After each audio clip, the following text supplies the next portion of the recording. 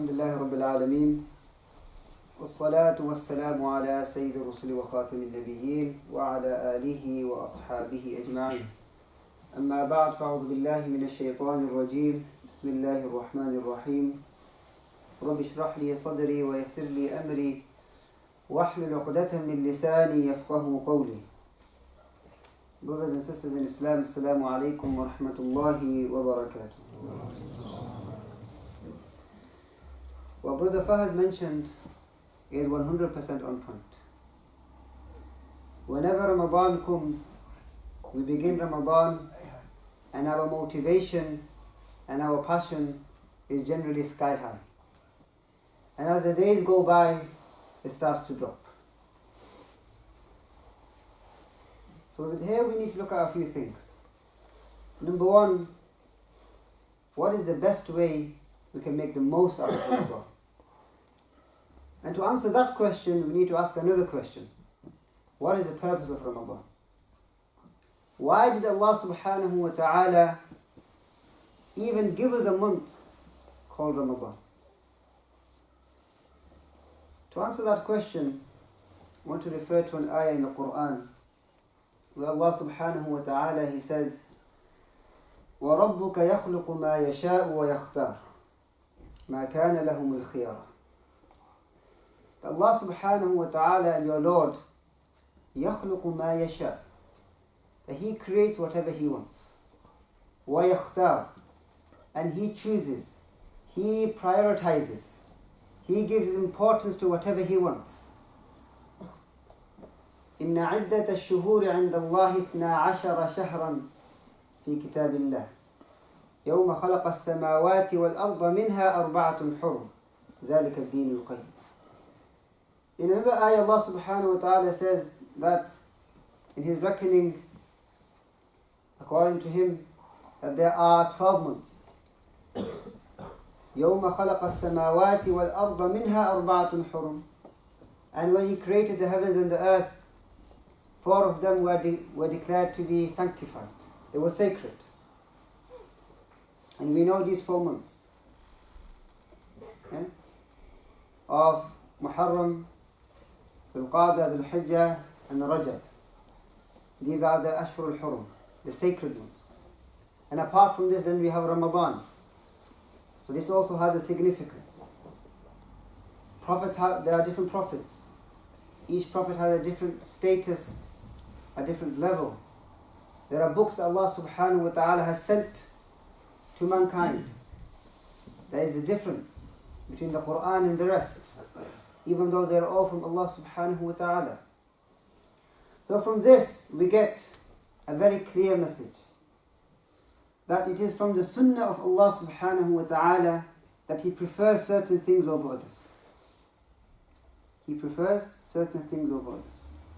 And from all the months, He, Allah subhanahu wa ta'ala, chose the month of Ramadan.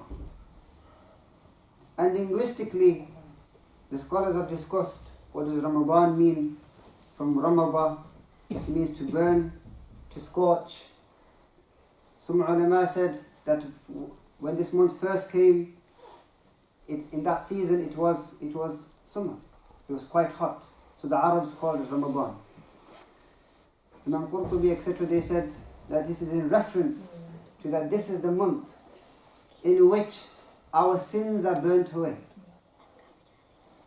We are given like a clean slate. And this is again validated by the ahadith of the Messenger sallallahu alayhi wa sallam. But I want to begin with another hadith of Salman al-Farsi radiallahu anhu. And he mentions a very interesting hadith. And it surrounds the context of the beginning of Ramadan. And how the Messenger sallallahu alayhi wa sallam, he gave a khutbah at the beginning of Ramadan. And he addressed the companions. And he said to them, قَدْ أَظَلَّكُمْ شَهْرٌ عَظِيمٌ. And this is the first characterization that he gave, that this is a great month. This is a great month. And then he said, this is Shahrun Mubarakun. He said, this is a blessed month. This is a month in which there is barakah. And what do we mean by barakah? We mean, barakah is generally understood that when there is a little, it goes a long way. This month is still only 1 month. It's still 29 or 30 days. There's still 24 hours in one day. But the amount of reward you can get in that 124 hours, you cannot get in any other 24 hours. That is the barakah that is in this month. The amount of reward you can get in this month, you cannot get in any other month. So this is like a bonus month. This is a month where reward, where forgiveness, where mercy is being handed out without question. So this is a month that we have to make the most of. The Messenger sallallahu alaihi wasallam, he said that this is the month in which Allah subhanahu wa ta'ala, He has made compulsory the fast. And He has made optional the standing in the night. So we are given two main things in this month: the fast and the standing in qiyam and salah. And we need to discuss both of these things. One, what is the fast? Why do we fast? What's the purpose of the fast? What we're going to achieve from fasting? And the second, standing in the night. Why are we standing? What is the purpose of standing? What are we hoping to achieve from standing? Because the Prophet ﷺ, he warned and he said that there are some people who fast and who stand in the night, but they get nothing from the fast except hunger and thirst. And they get nothing from the standing except tiredness. Who are we? Are we of those people that all we are getting from the fast is that we are hungry, we're tired, we're lethargic, we don't get anything done? And from standing in the night, what do we get? Then we get up in the morning and we're all drowsy, we've attained nothing. Whenever anybody is asked, why do we fast? Generally, I ask this question to students: why do you fast? Especially in a non-Muslim context as well. And they will say, Muslims fast because they want to feel like how the poor people feel. And generally, when you ask students, especially of younger age, they will give you this answer. And even of people of middle age and old age as well, they'll generally give you this answer: I am fasting because we want to feel how the poor people feel. Those who are in famine, those who are starving. We want to have empathy with them. We want to be in their shoes. There's an element of truth to that. There's an element of truth to that. But that is not the answer. Okay? That is not the answer. Because if that was the answer, then what's the point of suhoor and iftar? You might as well eat at all. Then you get a real feeling of how they feel. Huh? You can't say that I'm feeling like the poor people are feeling, then mashallah we have a big suhoor and an even big iftar. Because they don't have suhoor or iftar. Okay? So that cannot be the primary reason why we're fasting. So what is the primary reason? What is the purpose of fasting? Because I work in a non-Muslim school. Because I work in St. Helens. And anyone who knows, St. Helens is pretty much British white. Very, very few foreigners, non-Muslim, Muslims, or even people of different ethnicities there. So when they speak to you, fast for 18 hours, I could never do that. Why would you do that for? You know, they cannot comprehend it. It doesn't make any sense. You would do that to yourself? From dawn till dusk, why? You just not eating food, no drink, nothing? You must be allowed to drink. Even a little bit.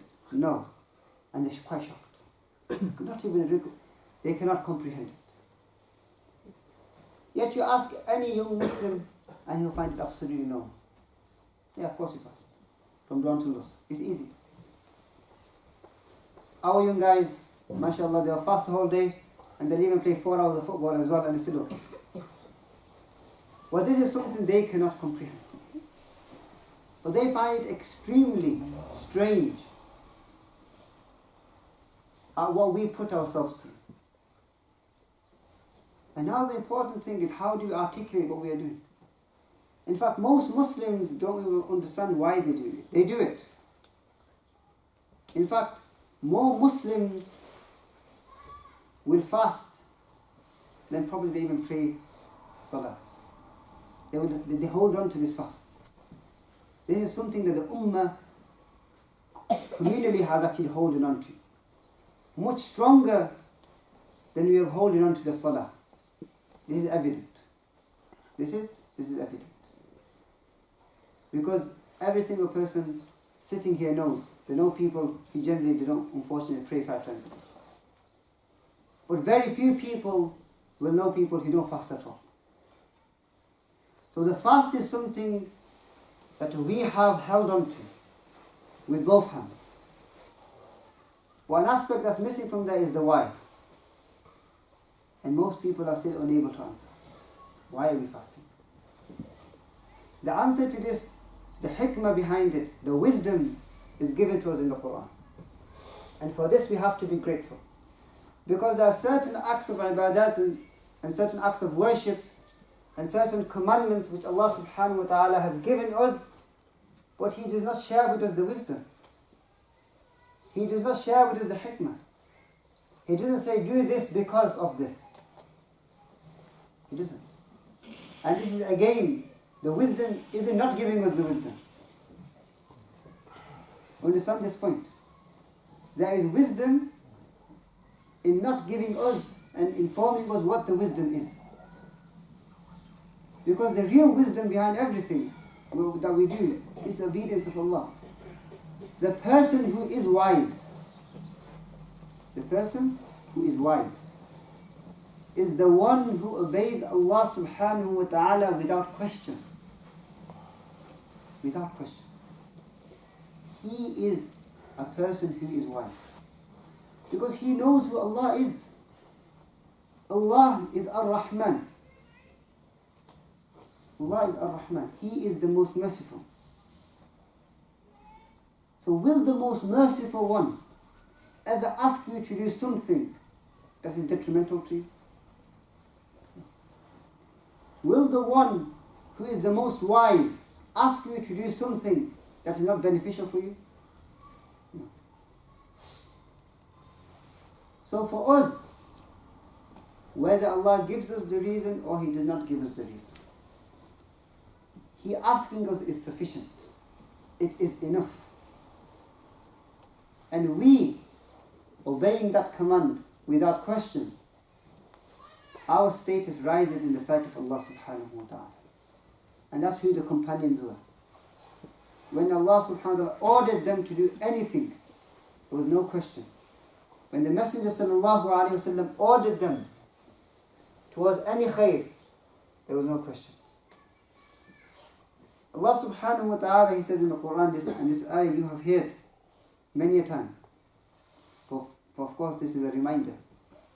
And I don't come here to seek to increase you in your knowledge.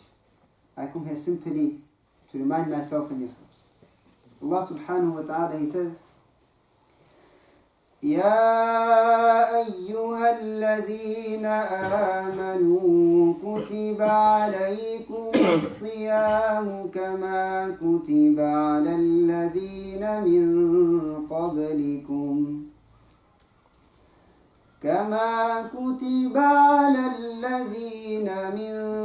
قبلكم لعلكم تتقون. O you who believe, or O you who have believed, fasting has been prescribed for you. It has been obligated upon you, as it was obligated on those before you. The first thing we take from this ayah is we are not the first people to be fasting. We are not the first. The ummahs before us also engaged in this act of worship. And the purpose, لَعَلَّكُمْ تَتَّقُونَ, so that you are of those people who have taqwa, so that you have taqwa. And what is the meaning of taqwa? What is the meaning of this word? Taqwa, people translate it as God-fearing. Not entirely accurate. Taqwa is what? It is hypervigilance from falling into negligence. You might think, there's some quite big words used there. What does that actually mean? Okay? Well, I'm confident, I'm in Rochdale, mashallah. Yeah. The level of literacy here is quite high. Yeah. So hypervigilance. Okay? You're not just vigilant, you are hypervigilant. You are as aware as you can be. From what? From falling into negligence. From falling into anything wrong. Think about it in terms of security. Okay? There's different levels of security. There's security at a supermarket. There's an average security guard there. Half the time he's sleeping, he's not really aware. Okay? Then there's security at a gold shop. Then they're a bit more cautious. Okay? More security features are in place. Then there's a bank. The security gets heightened. Everyone is even more aware. Everything is watching everyone. Then you have even bigger things. Okay? Like a nuclear power station, an army base, where security is next to nothing. Anyone goes anywhere wrong, they're watching every single move. There's a difference between the vigilance of each of these people. Those of us whose taqwa is quite low, we are like the guy in the supermarket. People are taking stuff left, right, center. We're not really aware. Okay? But as you increase your taqwa, there's very, very few things you let go. Okay? But even the smallest of things you say no. Because you're aware of Allah. Then you don't look at the sin. The sin becomes irrelevant. Then you start looking at Allah. And you look at the majesty against whom you're committing the sin. That's the difference. So when the person is at the heightened level of taqwa, he doesn't put a finger on in his obedience to Allah.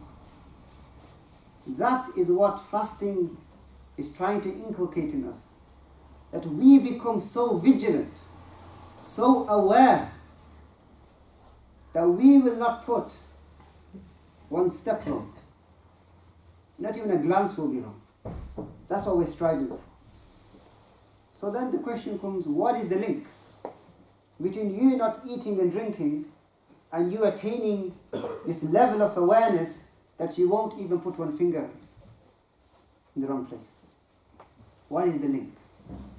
The link is simple. Is that when we start fasting, things which are normally halal, which we engage with, they become haram. As Muslims, we already have a boundary around us. These are the hudud that Allah subhanahu wa ta'ala has set. And the believer, he keeps himself as far away from the hudud as possible. Okay? Those of us who are a bit weak in iman, we tend to go as close to the boundary as possible and try to look over sometimes. Sometimes we try to put a toe over as well. Others are completely on the other side. Okay? But the believer, the one with iman, he stays within the boundary as much as he can to protect himself. So when a person is fasting, this boundary, it becomes tighter. It becomes tighter. So now the believer who is already aware of the boundary, he's even more aware. Because he's seeing the boundary become tighter. You understand? He's seeing the boundary become even more tighter. So he's making sure, okay, now I need to be even more careful. I don't want to fall into anything. So now that drink that was halal becomes haram. That food that was halal becomes haram. Simple things like that, suddenly he has to be careful. So now if this believer is so careful that he is not even engaging in things which were halal for him, how can he engage in things which are haram? Which were already haram. Because he asked himself, hang on a second, I'm not eating, I'm not drinking, and these things normally are halal, and I'm not even going to be doing this. How then can I engage in something that Allah declared haram at all times? And this is what this month is about. Another way which has been explained towards taqwa is by Ubay bin Ka'b. Now Ubay bin Ka'b radiallahu anhu was a senior companion. He was, as the Messenger sallallahu alayhi wa sallam, he said to him, أقرأهم Ubay, that he was the Qari of the Sahaba. He was the Qari. And by the way, when we're talking about Qari, at that time, not this time, at that time, what did Qari mean? It wasn't just a reciter. No. A Qari was the one, this person, he had deep understanding of the Quran. He knew the Quran inside out. And that is why Umar ibn Khattab appointed Ubay bin Ka'b. He was one of the companions who led the companions in the Taraweeh prayer. He was chosen for it. And Umar radiallahu anhu asked him. Now Umar is no ordinary companion. He is one who was with the Messenger sallallahu alayhi wa sallam, second to Abu Bakr. Umar asks Ubay bin Ka'b, what's taqwa? Explain to me, what is taqwa? And Ubay bin Ka'b gives him an analogy.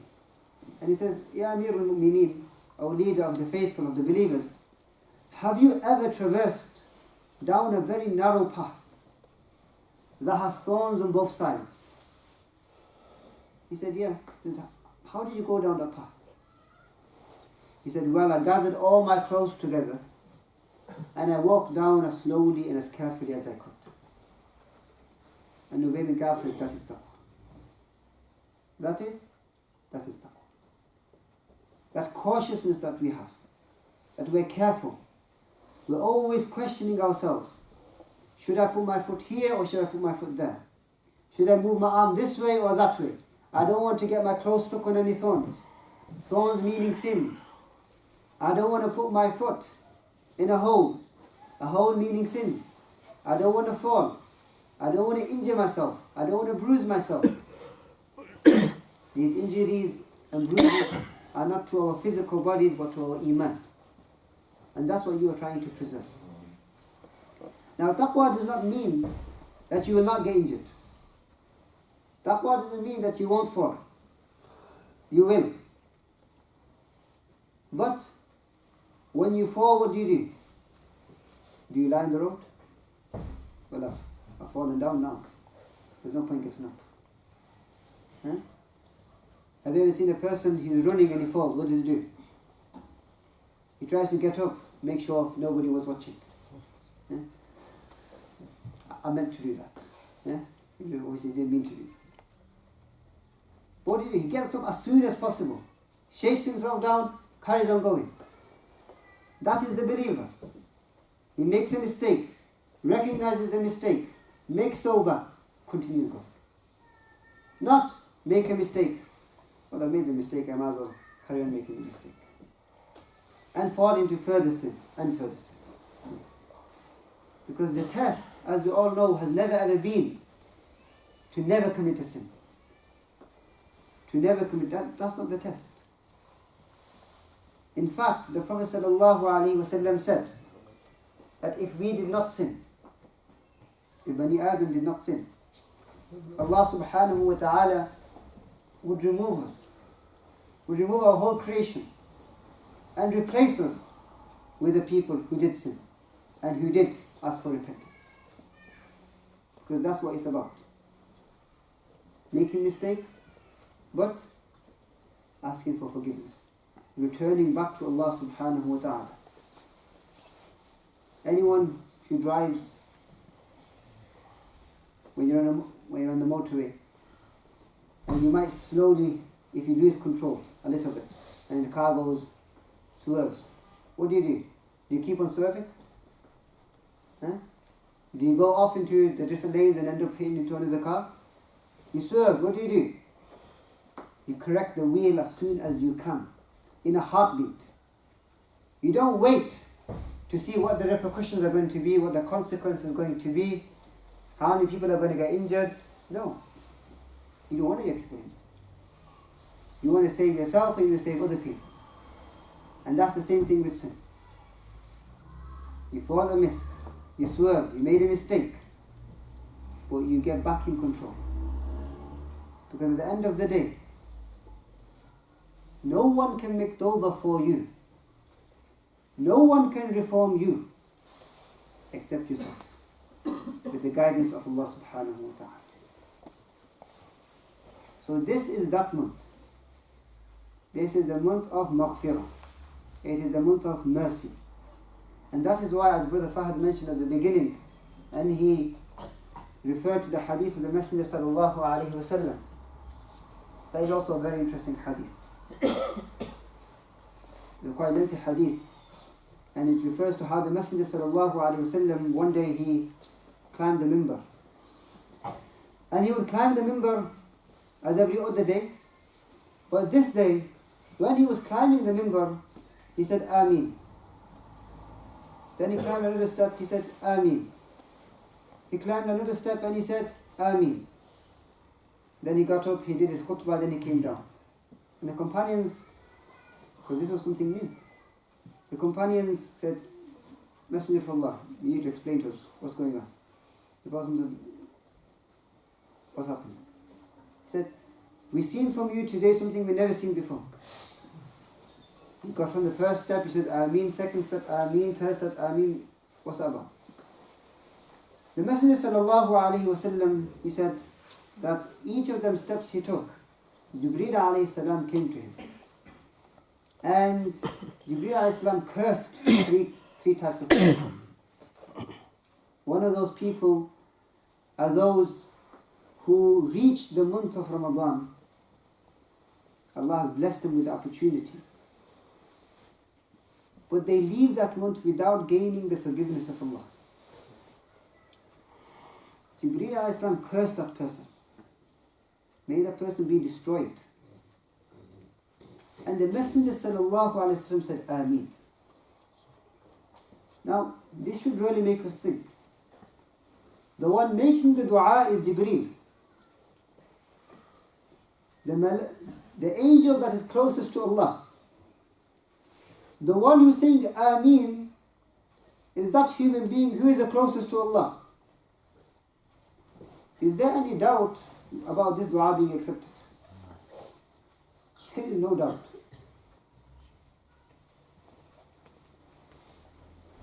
So, why would the Messenger sallallahu alayhi wa sallam say Ameen to this dua? Why would he say Ameen to this dua?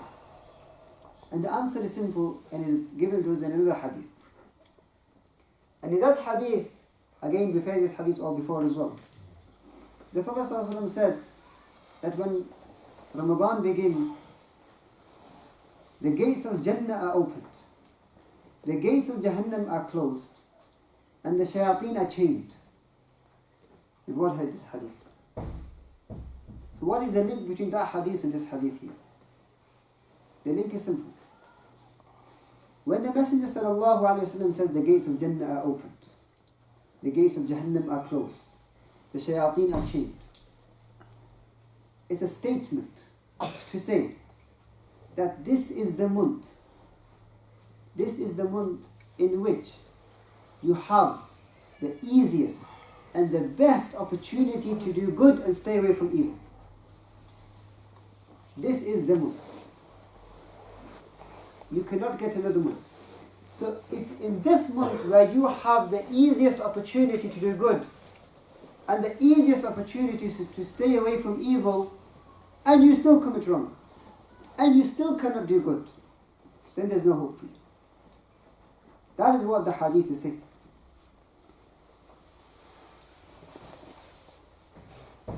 I have a friend, you all know him, but I know him personally, you know him on TV. Anyone who's watched stays in calm. There's a brother in there called Abdullah Afzal. He's a very close friend. And a few years back, he did like a small thing for BBC about Ramadan. And what he said it as a joke, but there's an element of truth in it. He said, you know it's Ramadan when the local drug dealer is in the masjid. Okay? There's an element of joke with an element of truth in it. What's the element of truth? That even the brothers that we know who are involved in bad, when this month comes, something even changes in them. Something even changes in them. And you will see people in the masjid that you're not seeing the whole year. That is evident proof, okay, that this is the month where the shayateen are chained, where the gates of Jahannam are closed, where the gates of Jannah are open. When people who you thought there's no hope for, Allah said there's hope. Because if there was no hope for them, then even in this month, you never ever see. So this is that month. It is the month of hope. And this is a lesson that we have to learn. A very important lesson. And it's something that really opened my eyes. It's something one of our teachers said. Generally, unfortunately, we fall into this habit of judging people. We fall into this habit of judging people. Oh, look at him. He's a Ramadan Muslim. Okay? He's only practicing in Ramadan. And what one of our teachers said, he said, don't close the window of hope on someone, because you don't know, one day you might need that same window. Right now, you and I might be practicing, day in, day out. Right now we might be. Can you guarantee that next year you'll be on it as well? You don't know. So don't judge people, because we don't know what they're going through. And that is not our duty. That is not our job. And that is where the quote of Shaykh Muhammad al-Ghazali comes into mind. Shaykh Muhammad al-Ghazali was one of, not the Ghazali, okay? The great scholar, not that one, there was another scholar in the 80s and 90s in Egypt. And he was asked this question. He said, what is the hukum? What is the ruling on the person who doesn't pray? So somebody basically wants to ask him, is that person a Muslim or not? That's what he wants from the Shaykh. He wants the Shaykh to stand there and give a fatwa saying this person is a Muslim or not Muslim. That's what he wants. And the Shaykh can see right through him. This person has been given ilm and basira. He knows the essence of his question. So he says to him, the hukum is that you hold him by his hand and you bring him to the masjid and get him to pray. That is the hukum. Okay? That is the hukum. It's very easy to point fingers. This person's a fasiq, this person's committing haram, this person's doing this. That's easy. The difficult bit is giving islah, motivating people. People are demotivated. You're going to motivate them. You need to motivate them.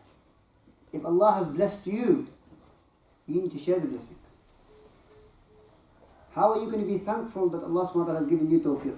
By the way, you are not practicing because of your own effort. No. The only reason you are practicing, you are praying your salah, you are reading the Quran, you are good to your parents, Allah gave you the tawfiq. If Allah did not give you the tawfiq, you will never be able to do it. And for that you must and we have to be grateful. We have to be thankful. And the way we are grateful, the way we are thankful is by sharing it, by inviting others. وَأْمُرْ بِالْمَعْرُوفِ وَانْهَى عَنِ الْمُنْكَرِ. This is a fariḍah. This is an obligation on us all. Not only on me, on everyone. So that's the element of fasting which we are engaged in. The other element is the element of the qiyam. What happens in the qiyam is the Quran. And in fact, Allah subhanahu wa ta'ala, when He mentions the month of Ramadan, He mentions the Quran. For here Allah subhanahu wa ta'ala, He says, شهر رمضان الذي أنزل فيه القرآن هدى للناس وبينات من الهدى والفرقان. This month, شهر رمضان الذي أنزل فيه القرآن. It is the month in which Allah revealed the Quran. So, by the way, this is the only time in the Quran that Allah subhanahu wa ta'ala mentions Ramadan. This is the only one ayah. And in this ayah, the first thing He mentions after naming this month is the Quran. This is a month that we have to understand the azma, the greatness of the Quran. And we have to reconnect with the Quran. The Quran is a rope between us and Allah. هو حبل الله المتين. It is that strong rope of Allah subhanahu wa ta'ala. You hold on to it, you can never go astray. You can never go wrong. Doesn't matter what you are going through. The Quran, the Quran, the Quran. That's all I can say. The Quran is the answer to everything. استبيانا لكل شيء. It is guidance. It is furqan.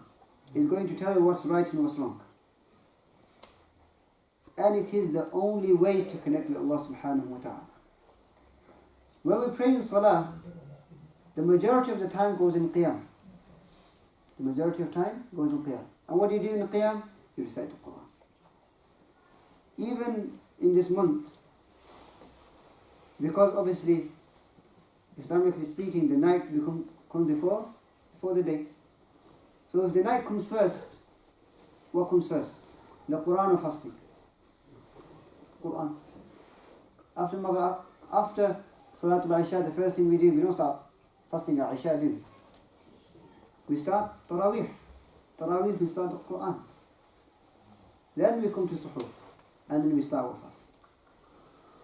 So the element of the Quran cannot be neglected. And that is one of the greatest problems that this ummah is facing. Is not connecting with the Quran. Now a lot of questions are asked at this point is what to do in terms of engagement with the Quran. Should I spend the month just reading the Quran in Arabic?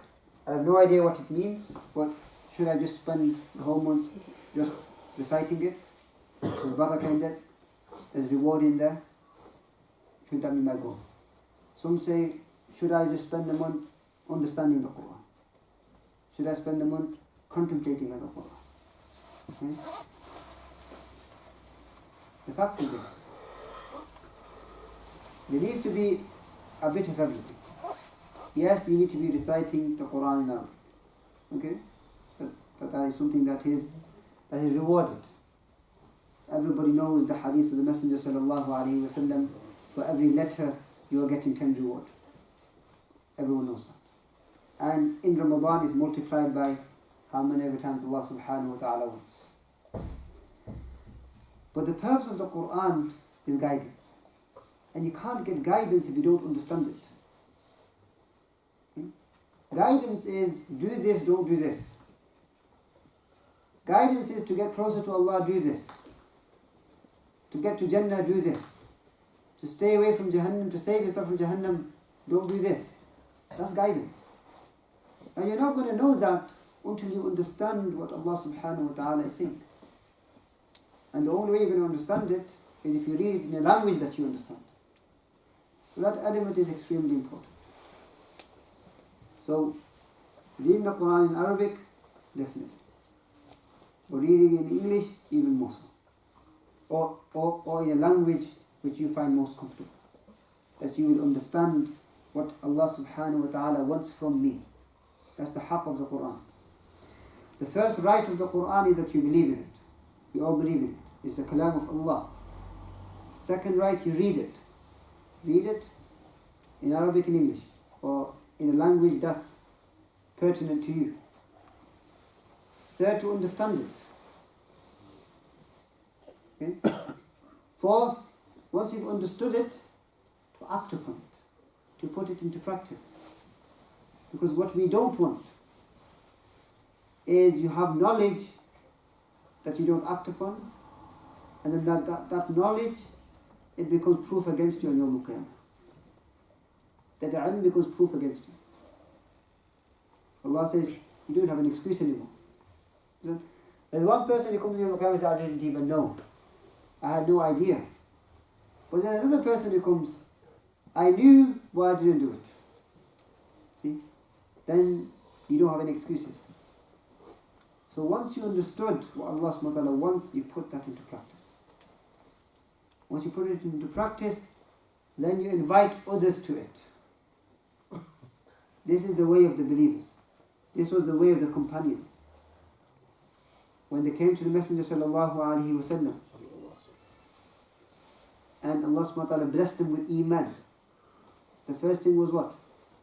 The Prophet taught them the Quran. He taught them the Quran. And once they learned the Quran, they understood it, they acted upon it. And then they called others to it. Mus'ab ibn Umayr, he is that companion, that young companion, who gave up everything for the sake of Allah, for the sake of the Messenger sallallahu alaihi wasallam. He became Muslim, he learned the Quran, whatever he learned, he was sent to Medina, and he propagated the Quran in Medina. From house to house he went with the message. We don't need to go from house to house. You can sit in your own house and you can be in everybody else's house at the same time. That is the power of technology. Okay? So it's using whatever medium you have to spread the message of the Quran. Okay. Another element that's really mentioned in the hadith, the Prophet said, "Huwa shahrul muwasat." This is a month, and that's where we come to the first element. It is the element of empathy and sympathy. This is that month as well. Okay? Yes, because you are fasting, you will have some understanding of what they're going through. Not 100% obviously, but there is some element. But that element of empathy that we attain has to be translated into sympathy as well. We need to be sympathetic. And that has to come out in our action. And it does. Okay? This is one thing that the Muslim community is known for in this country, of being the most generous community in Britain. The most generous community in Britain. For we are the followers of Muhammad sallallahu alaihi wasallam. And the Prophet was generous. But the Prophet was even more generous in the month of Ramadan. And that is it. Now, I'm sure in this masjid, as in every other masjid, every night there tends to be an appeal. Or every few nights or so. This is something interesting. The difference between Allah and us is that whenever we are always asked, we get annoyed. Why do you keep asking me for? He's asked once, he's asking again. We don't really like it. Allah subhanahu wa ta'ala, He loves to be asked. He loves to be asked. That's why when it comes to dua, when you ask Him, always ask Allah. Don't think you're asking for too much. There's no such thing as asking for too much from Allah. From human beings, that becomes a different thing. Okay? But from Allah, you always ask. But we also need to have this mindset that when somebody is coming to ask me, understand what situation you're in. You're in the best situation. as the Messenger ﷺ said, the upper hand is better than the lower hand. I.e., the hand that is giving is better than the hand that is receiving. You are blessed to be in the situation where you can give. So that person coming to ask from you, he is giving you an opportunity to exercise that benefit that you have. He is not a burden for you. He is an opportunity for you to attain reward. And that is why, obviously, every single person has a different circumstance. Like his capacity is different, his ability is different. Therefore, but one advice that I was given that I would share is that give to everyone. Everyone who doesn't appear, give something. For you, it might be nothing. It might be 50 people. Okay? But, as they say, a pound in this dunya, okay, is worthless. Worthless. A pound in the hereafter is priceless. We don't know how heavy that pound is going to be on your mizan of hasanat. Never belittle any good deed. Don't think that this is small. In the eyes of Allah, is always big. There are ulama who tell us and narrate to us some very interesting things. Okay? And of them is that there's one alim, he had this dream, and he met his sheikh in the dream. It's an interesting dream, and that's why I shared this with him. And he asked him, and he said, how did you find it? You know, once you passed away, etc. He said, no deed of mine came to any use except one. No deed of mine came to any use except one. So his student says to him, and what was that one deed that you did that basically saved you, kind of thing? He said, one day I was writing with my ink, with my pen, and he said, a fly came and he sat on the pen and he was drinking the ink. Now, what do we do when a fly comes? He said, that day I let it drink. I said, it's thirsty, it needs to drink, and I let it drink its fill and it went. Okay? And he said, that deed, because of that deed I was saved. So what's the meaning of the hadith is important. And another hadith of this narration is important. What's being conveyed is that is a good deed. Okay, it's insignificant in our eyes. We think he let a fly drink something. Okay? Well, if you look at it in the context of hadith, irhamu man fil ardi yarhamukum man fis sama. If you look at it in that context, the Prophet said that Allah have mercy on those on this earth, and the one in the heaven will have mercy on you. It's not restricted. You need to have this amount of mercy. Any act of mercy that you do, Allah will compensate you for that.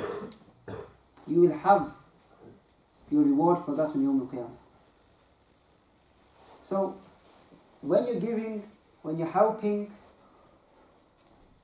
don't hold back. Even if it's a little bit. Okay? You help, I'm sure here as well, people come to open their fasts. Try to be the person who is helping everybody else. Not the person who is first to sit down and say, okay, make sure my plate is full first. Don't be that person. Always be the person making sure has everybody else got that. Okay? Just taking care, it's something insignificant you might think. Everyone can get their own glass. Obviously everyone can. Everyone can get their own plate. Yes, they can. Okay? No one's saying they can't. Everyone can open the door themselves. Okay? But why do we help just open the door for somebody? It's an act of goodness. Okay, it's an act of khair. Might be insignificant in our eyes, but it's an act of good. And that's what this month is about. Don't let any single opportunity pass you by, but you don't take advantage of it. We generally, what we do is we like to concentrate on the big things. I'm fasting, I'm praying my tarawih. And everything else becomes insignificant, and you forget about everything else. That should not be the case. Don't let them too go to waste by the way you treat other people in this month and outside of this month. Because these are the things that will weigh very heavy on our scales on Yawm al-Qiyamah. Okay? Okay? The last point is on dua. This is the month of dua. The time for dua. Sometimes we think it's the summer, we're in the north, okay? We don't have much time in the night. In one sense, it's actually quite good. But now everyone is awake at the Tahajjud time, the best time possible. Okay? Take advantage of that time. Have a routine to pray 2 rakats or something, or just sit there and make dua. And when you're making dua, the advice is simple. Don't be stingy. Make dua by name. Okay? Make generic dua, definitely. Okay, why not? The Messenger ﷺ taught us to make generic dua as well. But make specific dua. By naming your brothers. Name me. Okay? If you don't have anyone to name, you can name me. Inshallah. Okay? Make dua. Okay? It's a very important element of naming people in their absence and making dua for them. That actually increases your love for them.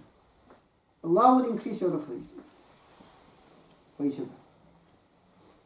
And we all know the hadith as well.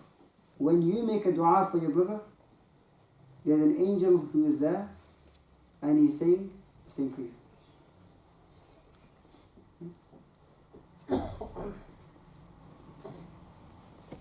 In Manchester, obviously, what happened, everyone is aware of what's happened. And it's a time when everyone feels like the spotlight is on them, and the spotlight is, okay? But just on that point, I want to say something very simple. And that is, always look at these events as opportunities. And what do I mean by that? There are some Muslims that, oh my God, what's happened? That's it, we're finished. Islamophobia is going to increase, this is going to increase, that's going to happen. Regulation is going to come in, and our life is going to be tight. And then there are some who are saying, okay, what's happened? It happened. We're not responsible for it. Okay? We don't concede that point at all. There are some who may say the Muslim community is not doing enough. Complete nonsense. Okay? You guys are witness. This is your masjid. Okay? The engagement that goes on, not only with your own community, but with the wider community. Okay? Those who say we need to do more, okay, they have their own agenda. But carry on doing what you're doing. Engage with the community. Engage with the 97% who are out there. Okay? Your non-Muslim neighbors. Ramadan is the perfect opportunity just to invite them for iftar. They are good people. Okay? And I can say that categorically. They have good hearts. I'll be honest, before this year of mine, I was always in a company that was always pretty much Muslim. The primary school that I went to, I remember there was like only one non-Muslim in the class. The high school I went to, I don't think there was any non-Muslims in the class. Okay? Then you go on to college and university, pretty much my circle has always been Muslim. Then this year came and it completely changed. My circle is nothing but non-Muslim. Okay? Complete contrast. And at the beginning of the year, I remember speaking to her saying, how am I going to get through this? How am I going to get through this? I've never been in such a circumstance. But once you're in that circumstance, then you realize there are people, they're normal people. And they will defend you. They are our greatest assets. Only if you speak to them. If you know them, they will stand up for you without a shadow of a doubt. Anybody who went to the vigil in Albert Square, they are witness. And they say that the Muslims who were there, the non-Muslims will thank them for coming. Thank them for coming. Okay? Because they know the reality. It doesn't matter what the media says, the tabloids say, they know the reality. Because they know you. They see you coming and out of work every single day. They see your character. They see your hard working.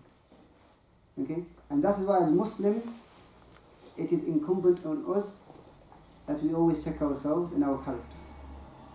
Because that is the thing that has an effect on people. So this month is not only an opportunity for massive amount of reward. This is an opportunity for da'wah. Okay? To reach out to everyone and share with them this message. Share with them the message of Islam.